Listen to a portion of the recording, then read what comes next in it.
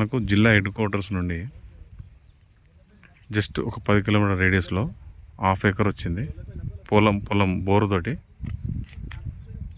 ఈ మడి వస్తుంది, ఈ మడి, మళ్ళీ ఈ మడి, మళ్ళీ కింద చిన్న మడి వస్తుంది.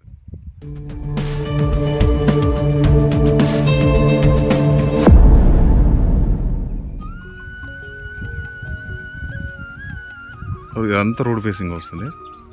విలేజ్కి జస్ట్ 100 మీటర్లు కూడా ఉండదు.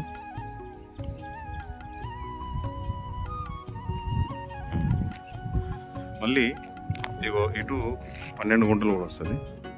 ఈ మడి